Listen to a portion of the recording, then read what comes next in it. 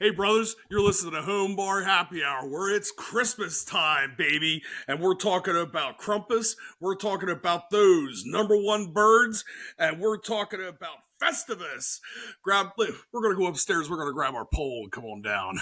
Let's roll, America.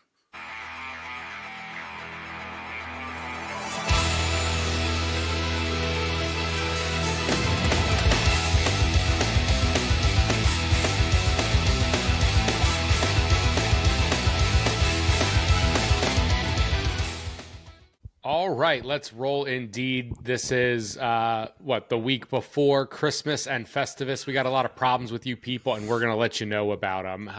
But everyone, welcome to the Home Bar Happy Hour. We bring happy hour to you. My name is Joe, and that is Chef Gus. Thank you guys, everyone, for stopping by the Home Bar. If you like hanging out, please make sure to do the subscribe on the YouTube, leave a review on a podcast service of your choice. Our episode today is sponsored by buyblacket.com.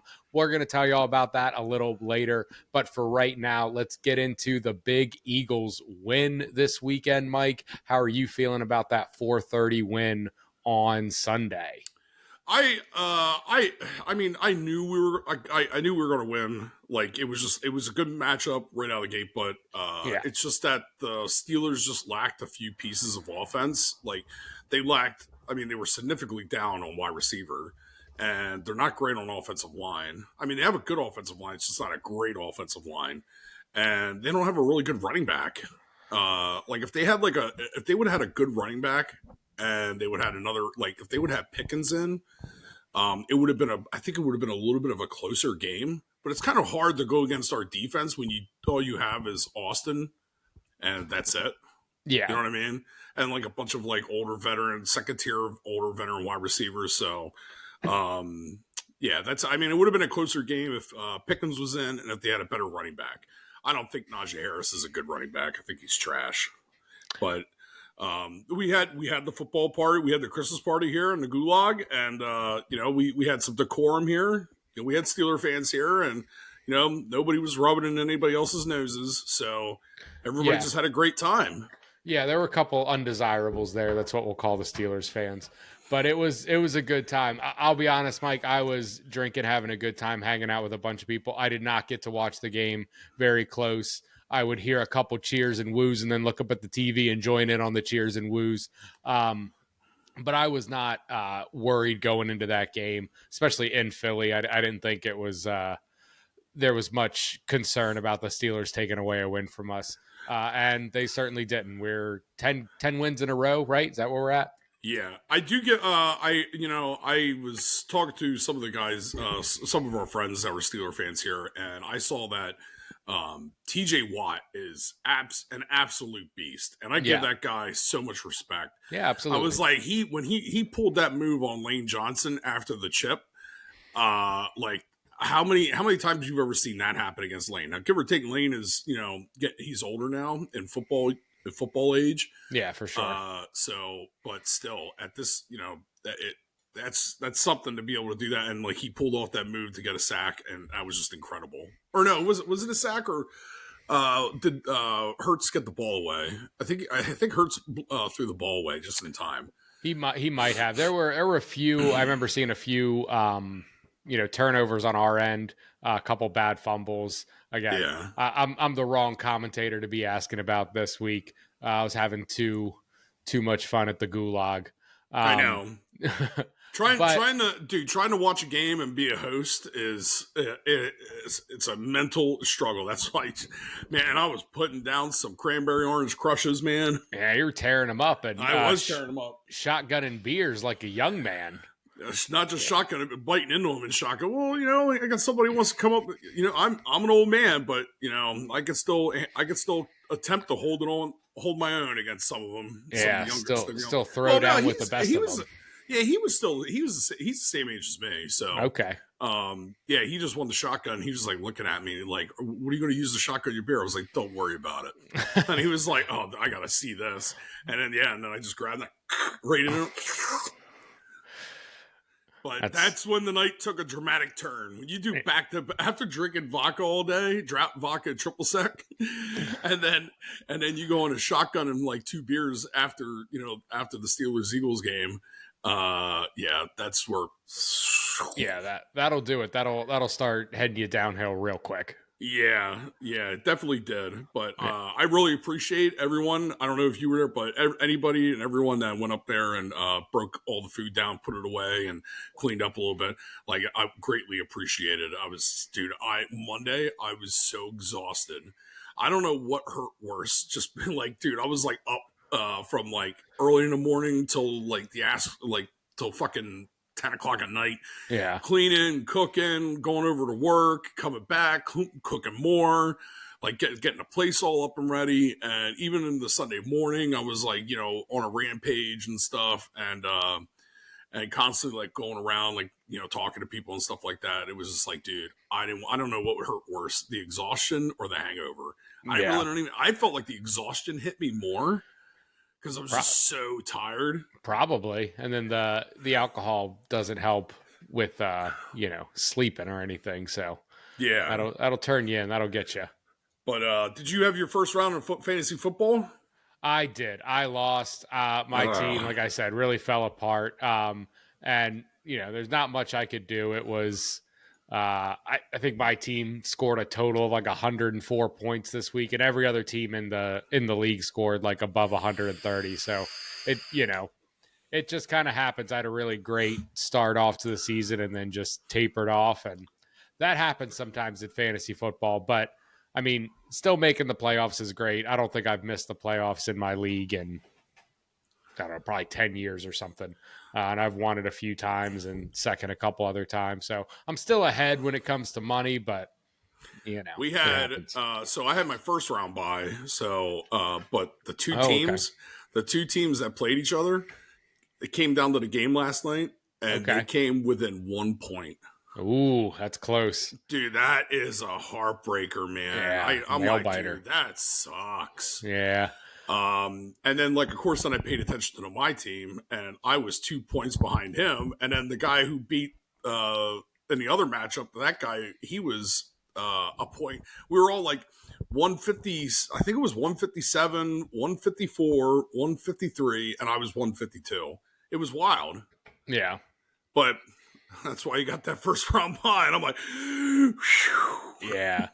Yeah, I was, and to be honest, like I ended up in third. If I would have been second, I would have had a first round bye. And I was second up until the last week. So not this week, but last week of football, I was in second place. So I would have got that first round bye. But like I said, my team's just been falling apart. I lost the last like 4 games after winning every single game in a row. So, it just kind of happened. Should have made some trades earlier or something when my players were still fresh and not getting hurt, but it happens. Yeah, it's also hard to pull off trades, man. You gotta get a party you gotta get the other party to bite.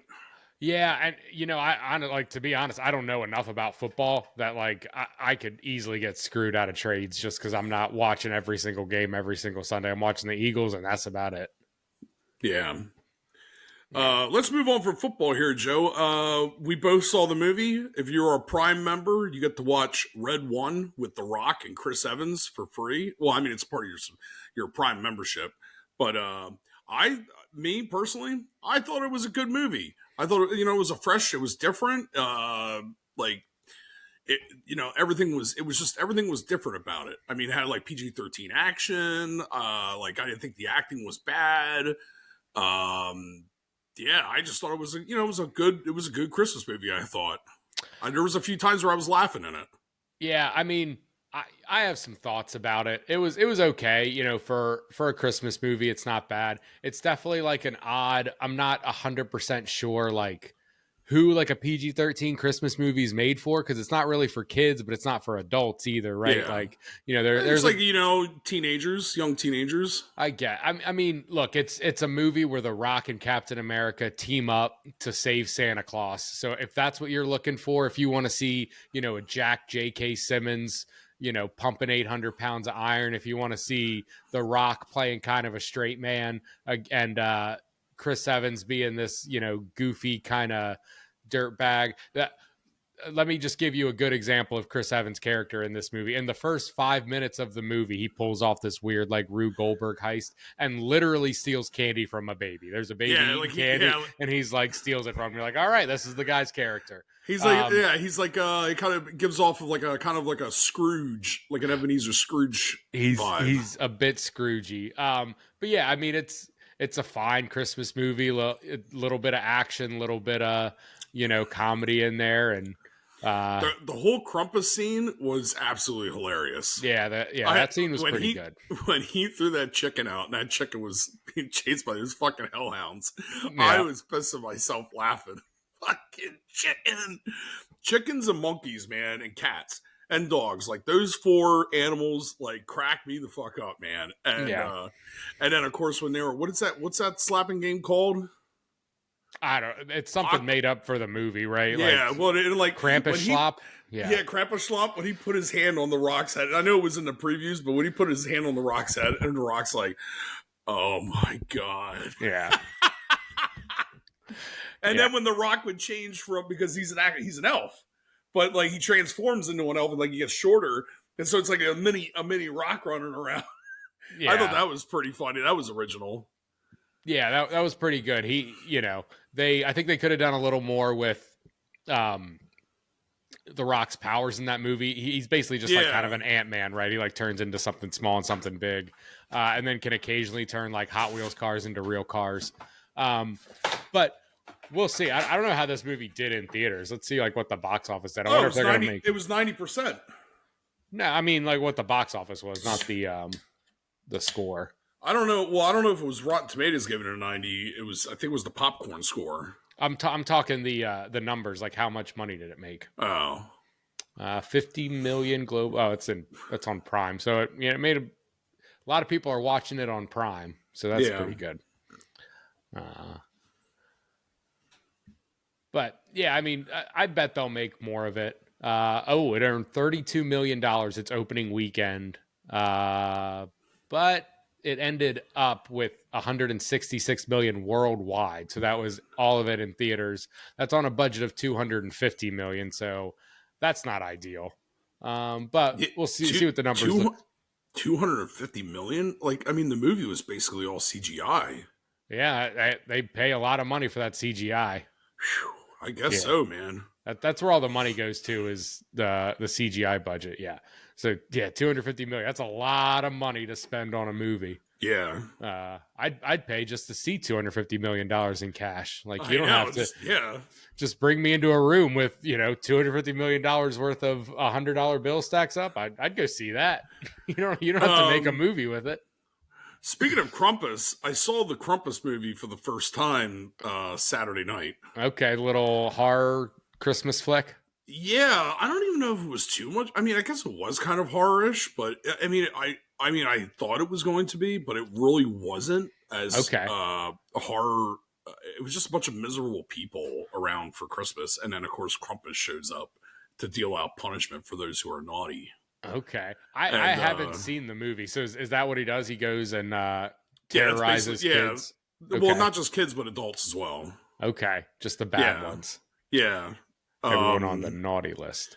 Yes. But, I mean, outside of that, I'm just like, dude, this movie's taking forever, man. It is a very long movie I'm like, dude, I'm losing interest in this. I was like, let's get this moving. Yeah, let's get it. Let's get it kicking. You're talking Krampus. Yeah, Krampus. Okay. Yeah, I need to watch this movie. I haven't even, I know of it. I haven't seen it. Oh, Adam Scott's in it. And Toni Collette. Good for them. Yeah. I think the other movie would be Santa's Sleigh. Okay, and that's Santa's the one played by Goldberg. Yeah, okay. And you get to see Chris Kattan get kicked through a china cabinet by Santa. That sounds like pure cinema right there. I mean, what more could you want for a movie than watching? That's actually more horrific than Krampus, to be honest with you. Like, if you were to talk like gore and stuff like that, it was way more than that. Santa's Sleigh is way more gruesome than, I wouldn't even say Krampus is even scary, or like, I don't know. I just didn't feel like it was scary at all. Well, they're doing their best, Yeah, because he doesn't kill you. He puts you in a snow globe. That's what For all, Krampus does? yeah, Snow globes you up? yeah, snow globes you up, puts you in his collection for all of eternity. Okay. Yeah. There was another one with Santa going around fighting people that had man, what was this is terrible podcasting, me just trying to Oh, think of the Violent name of Night. Violent Night, that was it. That movie was I don't know about you, I absolutely hated it. Really? It wasn't good? I thought it was stupid. Oh man. I Did thought it you looked like pretty it? good. I don't know. I haven't seen it. Oh, go Uh, ahead. I can't believe I bought it. oh, you bought it. You had to I pay thought, money for this guy. well, because my buddy Agent Dan told me to. He's like, Gus, you're gonna love it, and I went. He's like, it's like Die Hard meets, I forget what some Christmas movie, Yeah. and I'm like, really? All right, well, Hmm. yeah, I'll buy it. And then I bought it. And I was like, oh my god, I want to smack him so bad. I can't believe I wasted my money on this garbage. Oh boy. And then, of course, Dan. yeah, and then of course it came out for free on a streaming service, so I was like, pfft. Yep. And Had to see it early. I thought, and like we talked about Cocaine Bear because that came out at the same time.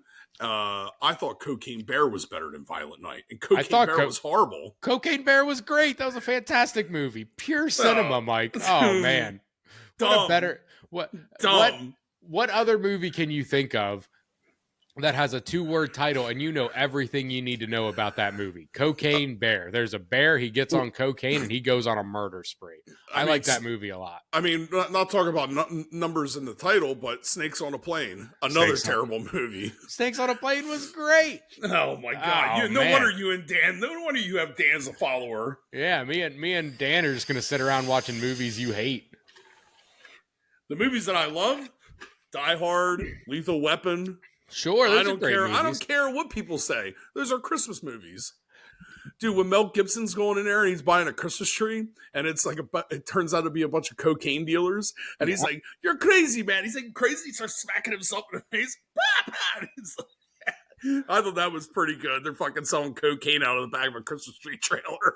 Hey man, you know that's the way you do. You got to have a front for something, and I think selling Christmas trees is probably a good front way to launder some money, get pump those numbers up around the holidays. There's a little bit of a debate, right, about whether or not Die Hard is a Christmas movie or not a Christmas movie. I am firmly in the camp that Die Hard is like 100% a Christmas movie.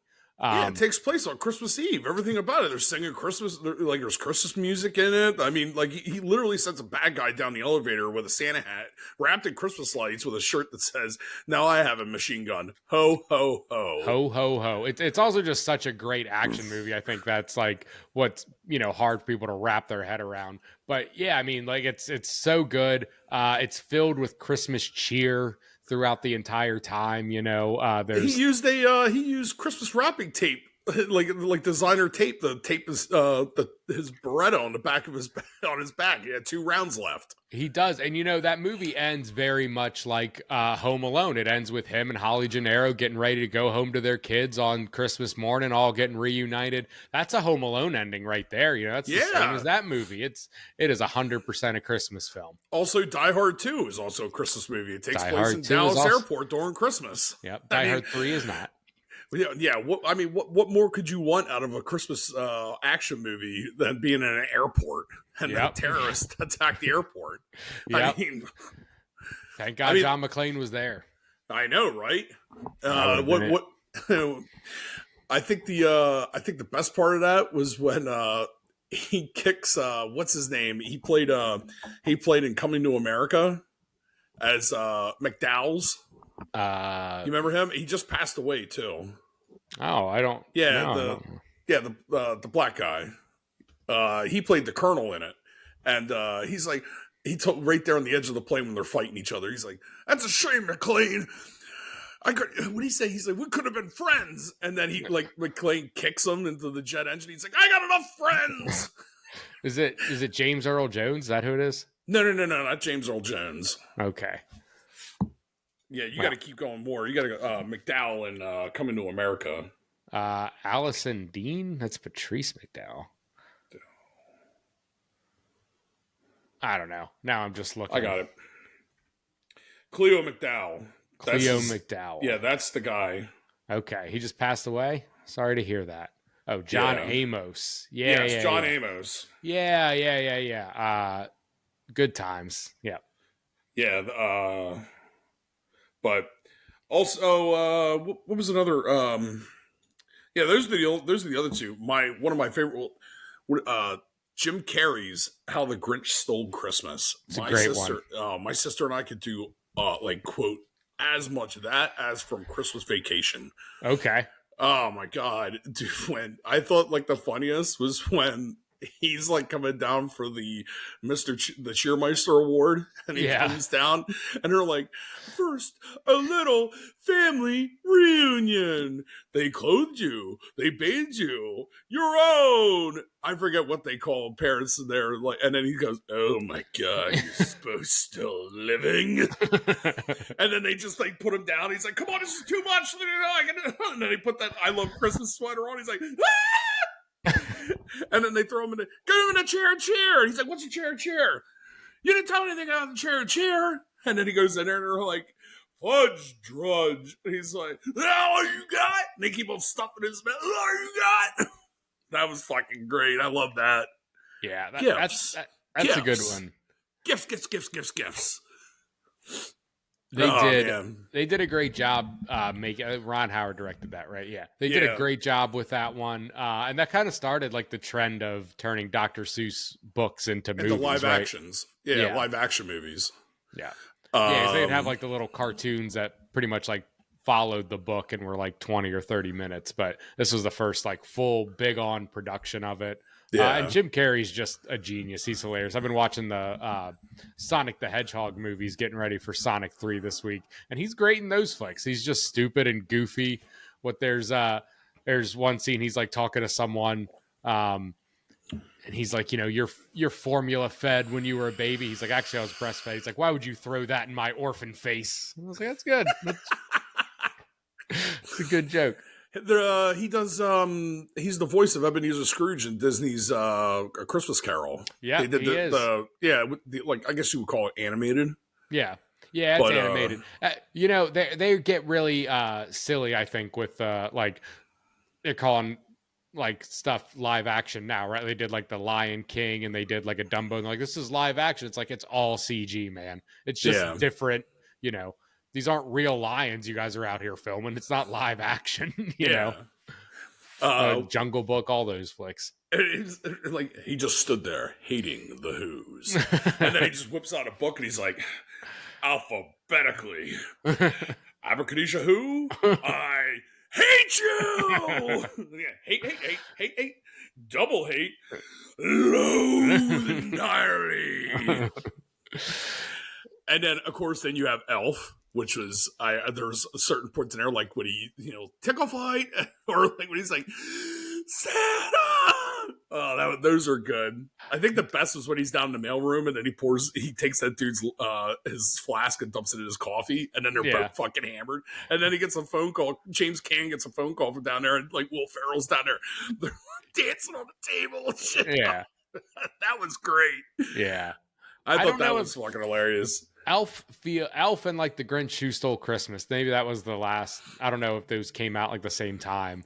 Grinch was probably a little bit earlier, right, than Elf, maybe? No, I think they were about the same time, within a year or two. Those, to me, feel like the last, like, Christmas movies that people just, like, love and get rewatched every single year, like a real classic. Yeah, you had, before that, right, like we said, Die Hard and Christmas Vacation, and then the Home Alones, I think. But it was like Elf and the Grinch are the last two. I can't think of anything made in the past 15 years. Polar Expresses, that came out at that same time. Yeah, it was like the same time. I didn't like that one. I thought that one was weird. Really? I like it. I mean, it's kidsy and stuff, so. Tom Hanks is unsettling in that movie. Oh, he just looks a little creepy. That little weird, uncanny that mustache. Valley. Yeah, just like he looks like a doll that moves. I don't know, man. I think just animation wasn't up to par at that point. It was a little different. Some of the other, A Christmas Story. They're between the Santa Claus in there. like him going up there as Santa Claus, like everybody's like, dude, if you were to ever dress up as Santa Claus, you would be him from Christmas Story. Yeah. Like, ho, ho, ho, and what's your name, little boy? Yeah. Yeah, that's How a about good one. a football? Get him out of here. I think the funniest part of that movie is at the end when the Bumpus' hounds eat the whole fucking goddamn turkey and destroy the kitchen. So they go to the Chinese restaurant. They bring out that big duck. They bring out the duck, and every time when he brings out that duck, they're like, it's smiling, and he's what? He cuts the head right off right here. Oh, I fucking lose it. Yeah, I laugh my ass off. Yeah, that movie I love too. At the beginning of that movie, they don't like point it out, but if you watch it, all the kids wake up at Christmas morning, they're running around, and the mom and the dad are just like chugging wine out of wine glasses at like 6 a.m. You're like, man, these parents are going through the ringer, and then they give their kid a BB gun for him to actually shoot his eye out with. It happens. Well, then she's like, foreshadowing. This is for Dad, and she gives him that bowling ball right into his junk. Yeah. Thanks. Yeah. And then you go on to, the all-time Christmas Vacation. Christmas Vacation is definitely one of the best. I mean, that flick is just an absolute stone cold classic, Yes. Can't beat it. He's like, it's a crying shame the kids couldn't come, though. Then he's like, talking, he goes over to that windmill and just flicks it. Yeah. what the fuck? Tears it off. Like, it just makes you figure, like, how much of this stuff, like, I always wanted to know, like, how much this stuff was just thought of off the fly. And, like, how many times, like, it helped, like, it kept them from laughing their asses off during taping. Yeah. Like, like, how many times did Chevy Chase not try and, like, just hold back from pissing himself laughing from Randy Quaid? Yeah. Oh my god. Yeah, I'd love to see some behind the scenes on that, some BTS, Yeah, and then there's always something like, hey, what are you making for Christmas? I'm going to be making something real nice. Yeah. or you mind looming me up there, Art? It is good. Yeah. Well, that's one of the funniest scenes too. They go to, it feels like, the movie's finally calming down, settling. They're all sitting down for dinner, and you're like, all right, this is a nice turn. And they cut open that turkey, just looks like the Reebok pump sneakers just like, exploded and everything comes out. I knew he comes in there too long. And spoiler alert, it only gets worse from there. Christmas continues to be ruined. When he kidnaps Griswold's Clark's boss. Yeah. And his wife's calling the police. He was a big, beastly, bulging man in a blue leisure suit. Yeah. Oh, that was fun. And then of course Aunt Bethany showing up. Oh my god. Yeah. Oh, Aunt Bethany. I love that. I still occasionally will pull out, if we're at my house for lunch or dinner or something, and occasionally my family will ask me to like say the prayer. I'm like, all right, wait for everyone to bow their heads. And I stand up. I'll stand up and start doing the Pledge of Allegiance. Just wait for everyone to look at me.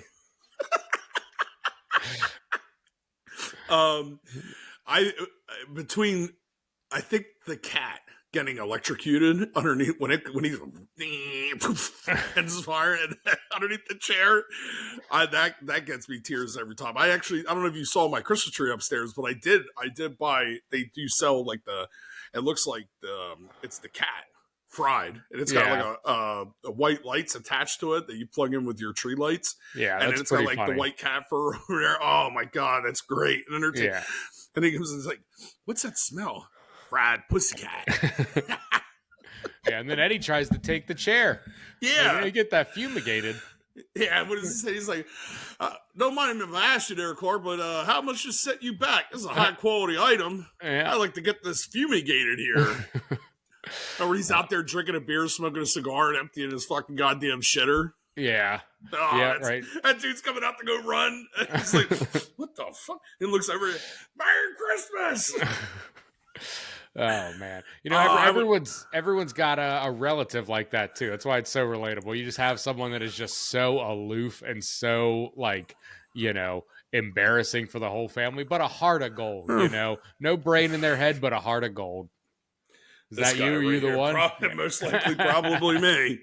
Oh man. And then of course, there was one last one that I was going to dig into. One last Christmas movie. I can't help but to forget about it. So there was one last Christmas movie that I wanted to touch on, and it was 8-Bit Christmas.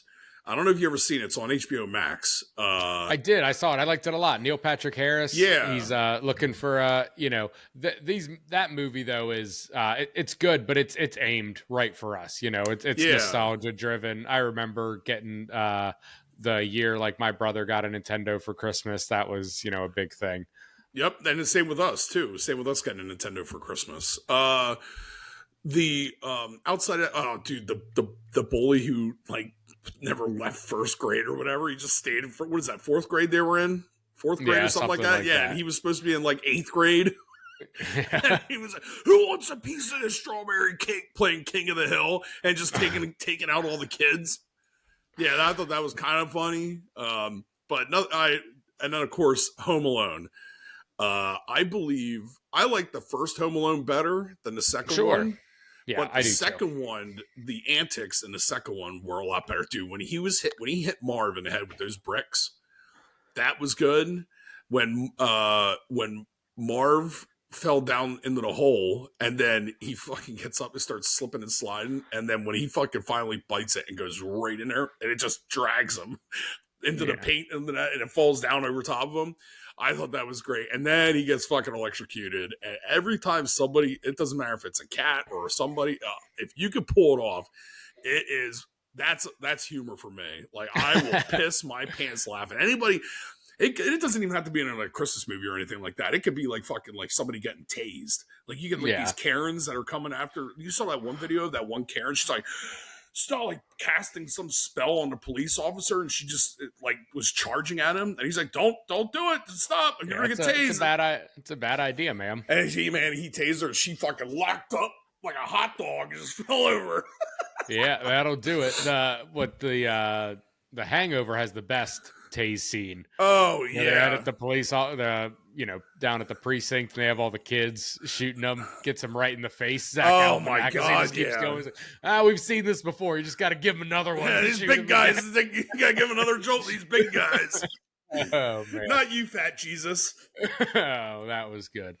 Oh man. Well, it sounds like a good spot. If you forgot or you didn't know, this is the Home Bar Happy Hour. Every Thursday at 4:30 p.m. we bring happy hour to you. This week we are brought to you by buyblacket.com, and we're going to tell you about that right now. This episode of Home Bar Happy Hour is brought to you by buybeckett.com. Head over to buybeckett.com/homebarhappy to shop their happy hour line of clothing and gifts. They have cool t-shirts, sweatshirts, and fun coffee mugs that lets everyone know you care about the important things in life, like happy hour. And if you use our link, you can get 15% off your first order. Buy Beckett has a ton of great clothing and accessory options, from their happy hour line to their veteran first line. Mike and I are both vets, and we love showing our support for the troops with a cool mug or a funny t-shirt. They have some really great stuff, and you will not be disappointed. So head over to buybeckett.com/homebarhappy or use the link in the description for 15% off your first order. Help support the show and get yourself some great stuff. That's buybeckett.com/homebarhappy or use the link in the description. All right, Mike. Well, we talked a bit about Christmas movies. You got some Christmas music you want to get into? You a big fan of the Yuletide jingles? Yeah, brother. It all depends on what kind of gather you have. So if it's the family and stuff like that, it's sent around like putting some Christmas music on. You put some classics on. I think Kenny G is a good one. Some smooth jazz. Yeah, break out that sax, man, and then just let that go. I think it gets a little bit of a elegant ambiance. Yeah. And I like that. But when it comes to Christmas party like we had here this weekend, brother, I love, any type of Christmas party music, not to, be a homer or anything, but the Eagles Philly special albums, some of them are pretty Christmas good. Album. Yeah, they're great. That, and I like to go with a little bit of off Christmas music. So let me see some here. alternatives, huh? No, just like some like Dropkick Murphys, The Season's Upon Us. I like Run That's a Run. good one. I like Run Run Rudolph by Luke Bryan. Okay. I like some Irish Christmas music, like Christmas caroling, but these are by the Irish Rovers. Christmas in Killarney. You got AC/DC, Mistress for Christmas. You got let's see here. What else we got rocking in here? You got Big and Rich, Blue Christmas. That makes you want to drink some beer. Cody Johnson and Scotty McCleary both did their own versions, obviously separate, but they did their versions of Santa Claus is Back in Town by Elvis Presley. Okay. Those are both pretty good. Obviously, Christmas Vacation theme. I actually like Edward Sharpe and the Magnetic Zeros, Home. I don't know if you ever heard that one. Never heard it. That's a good one. You'd actually like that one, Joe. Yeah, maybe I'll check it out. And then All Alone on Christmas by Darlene Love, Home Alone hit. Okay. Chris Jansen, country singer, redid Holiday Road. Oh, okay. And then, of course, In Sync, Merry Christmas and Happy Holidays. That's what I mean? A good one too. Yeah. You know what the worst Christmas song is, Mike? What song I absolutely hate, despise, can't stand? Grandma Got Run Over by a Reindeer. That song's fine. The song Two Shoes. Do you remember that song? Go over with me, or go ahead, talk about it. I'll look it up. Maybe not two. Maybe it's Christmas Shoes. It is. I feel like it had a moment like 10, 15 years ago, but then people were like, "This song is depressing." It's about a little girl that goes down to a store to buy some shoes for her mother because her mother's dying, and she wants to buy like Christmas shoes that are pretty enough so her mom can get into heaven. It is like the saddest song in the world. And they would just. It sounds like it. It was almost Christmas time. Yep. This is the song, dude. Dude, it's horrendous. I remember like playing all the time. Yeah, but it's a little girl. She goes to some shopkeep and it's like, sir, I need some shoes that are pretty enough to get my mom into heaven because she's dying on Christmas Eve. And you're like, what am I listening to? What is this garbage? I have one. I'm looking for it and I can't stand it. Oh my God. I'm looking for it right now. Every time it comes on, I'm like, dude, what? I'm like, turn this shit off. I can't find it. It's usually on one of the, the essential playlists that they have. Is it one of like the pop ones or something? Like, no, it's not a Mariah pop. It's Carey actually a traditional Christmas song. Okay. I get over all the traditional Christmas songs. Oh I don't even God, I want a hippopotamus for Christmas. Yep, kick that one. Yeah, that one's horrible. The Chipmunks one, that's pretty good. Their Christmas song. A good one. Yeah, I like that. What is it? Dominic the Donkey. You like that one? That's very annoying too. I know. Any song that has random honks throughout, those songs aren't for me. Let's use instruments, not terrible voice acting. Yeah, I can't find it. Something about like I don't know, like Santa's here, not chestnuts roasting on open fire, but it's something I don't fucking know. It was it's really oh my God. You know what song that I do not listen to anymore?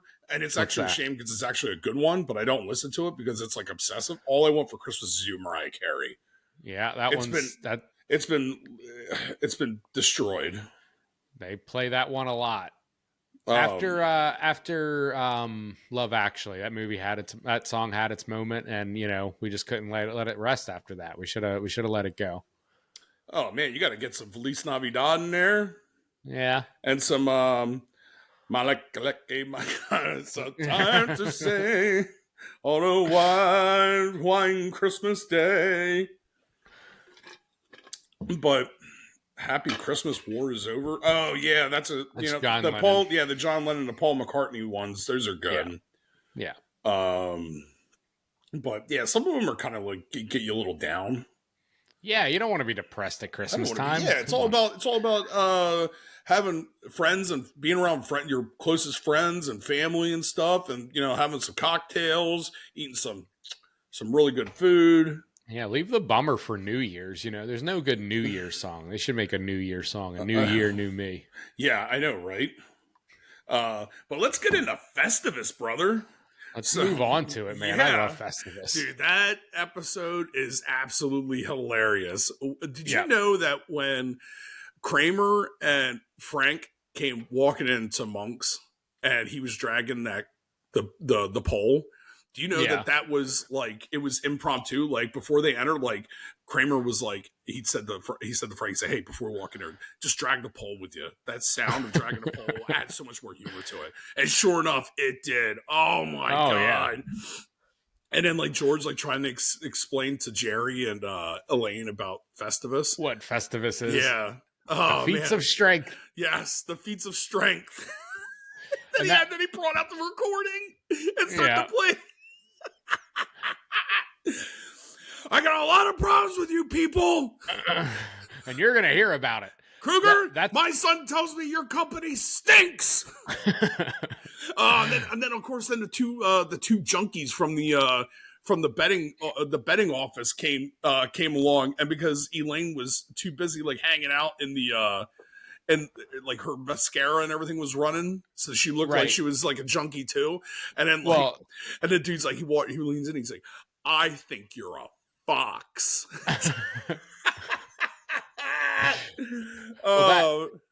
That Festivus episode was also the Two-Face episode, right? Where Jerry's dating that girl who, depending on the lighting, she looks great. And then depending on the other lighting, she looks terrible. Yes. And then they comes in and Elaine looks like awful. She's like, this must be the ugly girl I keep hearing about. Yeah, and that's also when Kramer was trying to get back. The strike's over. It makes you wonder what it was. So he's like, let's get the bagel in. Yeah. Clearly just blows up a fucking, he rolls up his jacket and sticks it into the front opening of the thing. I was like, that's a health hazard.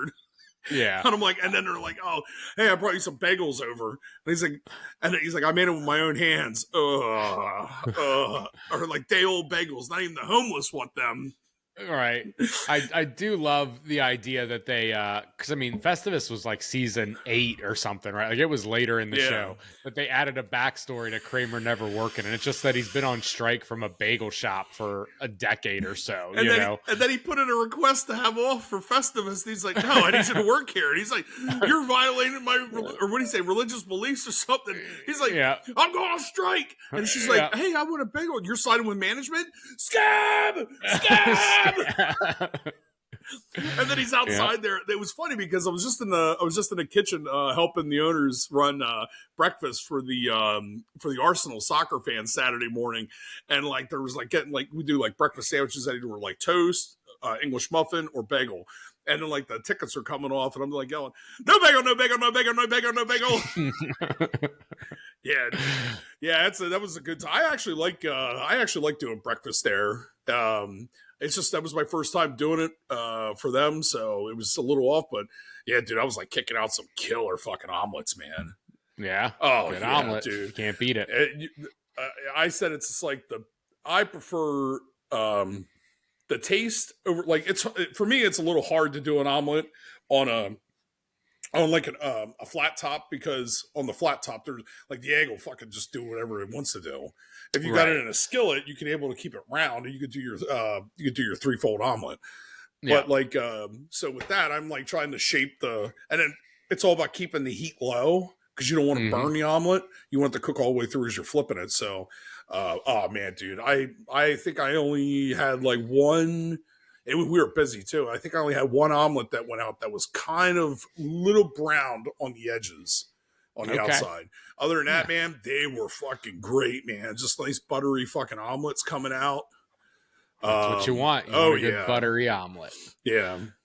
So, but man, now that we're getting into that, I saw a few episodes. Well, we're going to finish last week's list, but I want to show this one right now. I saw this. Who's this? What's this published from? It's from the Associated Press, and it's from Cleveland.com. And Ohio Supreme Court stands by, quote unquote, asinine ruling that boneless chicken wings do not mean without bones. The wake up for Tuesday, December 10th, 2024. So Yeah, what does that even mean? How are So the Ohio Supreme Court in July ruled that lower courts were correct to dismiss a lawsuit filed by a man who ate a boneless chicken wing and got a bone stuck in his throat. A reasonable okay? consumer could have reasonably anticipated and guarded against the bone at issue in this case. Yeah, So he couldn't make his case to a jury. This decision was ridiculed nationally. Late Show by Stephen Colbert called the decision hot legal garbage. that The plaintiff, sounds right. the plaintiff asked the court for reconsideration, and a ruling announced Monday handed back the same decision, but not without pointing dissent from the Democrats and a citation of Cleveland.com's editorial board. Wrote Democratic Justice Michael Donnelly, if the public cannot trust the judiciary to be faithful in small things, like whether boneless can reasonably be understood as not including bones, how can the judiciary be trusted with greater things? I think that's very fair. Yeah. That is one of the dumbest things I've heard. I know. If you order boneless wings, you get a bone in your wing. You're not expecting that bone, right? Like, Yeah. you eat boneless wings very differently than you eat normal wings. You eat boneless wings like chicken nuggets. You know, you put a fork in them, you dip them, and you throw them in your gullet, right? I'm not just throwing a whole, normal wing into my mouth expecting there to be bones. Well, that's not the restaurant's fault, because I'll tell you right now, unless it's like I'm pretty 100% positive, not 100%. I'm like 95% sure that all boneless wings that you get all come from a certain manufacturer purveyor. So like none of that stuff is made in-house. Like your boneless wings are all breaded and made at a manufacturer and then given to a purveyor through the company. So you can't be going after, in a judiciary standpoint, you can't go after the restaurant because the restaurant bought directly. You can't inspect this stuff. Like, you know what I mean? It's already in the bag. It's already breaded. All you got to do is just open it up and drop it in there. You got to go after the manufacturer. Like, say, McCain French fries. If something happened to a French fry or something like that, you don't go after the restaurant. You go after McCain because it was their product. I don't disagree with you that this isn't the restaurant's fault, but it's certainly someone's fault that they, whoever absolutely. the manufacturer or producer of these wings are, they're producing boneless wings, and then you got a bone in the wing. Yeah, I mean that's a QA problem, right? Like, that's why you have QSF and all this stuff at these production houses. And that should have got caught before. And it sucks if the restaurant's getting sued, but the restaurant needs to countersue the people that are bringing up. It is incredibly litigious and irritating, right? Like our country seems to just be a little sue happy, but it's not the restaurant's fault, but it is someone's fault that there's a boneless wing with a bone. If I ate a boneless wing and I got a bone stuck in there, I'll be fucking pissed. Yeah, of course. And I mean, if there's any medical costs or anything ensued, right? Like you scratch your throat or your larynx or something because of a bone, like, you eat boneless wings different than you do normal wings. Like that's an issue, right? Yeah. I mean, well, I don't know who this person was. I don't know who this person was. Like, that must, would you swallow the whole thing whole? Do you not chew it? It sounds like they're from Ohio. I mean, Ohio people, they're not the smartest people. We can all agree on that. You guys pretend to be from the Midwest, but I've looked at a map. You're not middle or west. I don't know what you're hiding out there in Ohio. So, but this is one of the rare moments where the issue is not with the person from Ohio. I don't think we should have empathy from anyone from Ohio, that, terrible state. But I disagree with that. I disagree with that. I feel like you have stupid people everywhere in every certain state. Like, it doesn't matter if it's true. Ohio. I mean, I can tell you right now, I can go up to, anywhere in Pennsylvania and I can find, dumb people. And it's just like, not, you know what I mean? You could go down to the South, you can go out West. Sure. Like, that's the way it is. I mean, yeah, you could find dumb people anywhere. I just specifically want to hone in on people from Ohio and give them a hard time because they put chili on spaghetti and call that a meal. Oof. That's their fault. Yeah, right. Oof. Get your act together, Cincinnati. So now that we go from bashing Ohio, which would make we'll give that to our Pittsburgh viewers out there, since give them a little bit of a. I'm sure I can tell you right now, Pittsburgh people do not like Ohio. I'm sure they don't. So we're going to jump right into the BuzzFeed list that we didn't finish last week. If you don't remember what it is, it's from 16 of the most grotesque things people actually witnessed happening at chain and fast food restaurants. We go over it real quick. One, I worked at a burger chain, and I saw my coworkers separating burger patties by bashing them on the grimy floor. A fellow worker's husband's ex came in and ordered potato soup out of spite. This girl, my coworker, put on her gloves, scraped the inside of the trash can, put it in the soup. Don't My do that. Yeah, my first job was at a first fast food burger joint. I saw the guy licking his finger as he was grabbing cheese. Remember cheese? Yeah. And then the last one we discussed last week was I was an assistant manager, and one day I walked into the fridge to find the cook with his penis apparatus, or whatever you want to call it, in the container with fresh steaks. I thought you were gonna clean it up, and then you just went penis. I mean, thought you were gonna say member or unit or little guy. Yeah, his member. Penis. Yeah. Oh, I mean, I think that. Yeah, whatever. So we're going to number 5 here. When being trained on how to make waffle batter and put it in a machine, I saw a coworker's Band-Aid fall into the mix. She picked it out and continued as nothing happened. That is the most vile thing I've ever heard. Yeah. If you have whatever. We're not going to talk about that. Open wound? Yeah. At a fast food joint, I witnessed a woman use the soda fountain to wash her hair, just standing under it, choosing different sodas and scrubbing her scalp. Dude, imagine if you go on a date with a girl and you're like, "Oh, what shampoo do you use?" Mountain Dew. I just run this baby under some Diet Pepsi. That's how you get. Dude, I wouldn't even. I would just, laced. Yeah, I'd be like, "What the fuck is wrong with people, man?" No shame at all. I was a shift manager and caught 2 guys peeing in the ice cream mix in the walk-in cooler. I had to shut down and disinfect the entire system, all while trying to reach the store manager. This was in 2005, so cell phones weren't 100% yet. When the manager showed up, he screamed at me for kicking the worker out and wasting all the ice cream mix. Jeez. What the fuck? No one wants that ice cream mix, man. I'd fucking quit. I'd be like, you can take this job and stick it up your ass. And then I would just continue just to blast. I would go to the paper. Yeah. Fuck that. Call Lois Lane. Yeah. Get him out. Number 8. A coworker was by the grill and saw a baby mouse creep out. He immediately stomped on it. I was impressed at his reflexes, horrified for the mouse, and skeeved out about him punting the squishy corpse out of the way so he could continue cooking.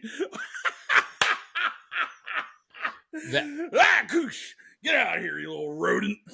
That is clearly a cook who's been at this restaurant a long time, and this is not the first time he's encountered a mouse. He's like, "Oh yeah, I know what to do. You just take your non-slip shoes, you squash their little heads, kick them out of the way, and you keep flipping that burger, my dude. Yeah. Don't even worry about it." Number 9, my mom used to work at a fried chicken joint, and one day there was a rude customer at the drive-thru. She saw her manager put the chicken on the floor and used a dirty mop to drag it around before putting it in a box and serving it to the customer. That manager got fired. Yeah, I would hope so. Oof, man, some of this stuff is like out of waiting. Yeah. Number 10, a regular customer used to blow his nose into a napkin and shove it between the seats. It was disgusting. Yeah, that's a customer issue. What do you do in that issue, Mike? Do you say something to the customer? You're like, "Hey, quit being a grossy," No, I kick him right out. Quit being a little turd. I kick him out. You got to get out of here. Number 11, one of my bosses didn't flush his toilet paper for no reason. The septic system was fine. He put his caca toilet paper in the trash next to the toilet. The trash would not get changed until it was full. Before it was empty, I could literally make eye contact with his sphincter-shaped poop part while I did my business. It became a joke that we knew his asshole was tight. This is getting weird. It became a joke because we knew his asshole was tight because we could see how many wrinkles it had from these canvases. Oh, that's really gross. This is creating visual images that I did not want. I know.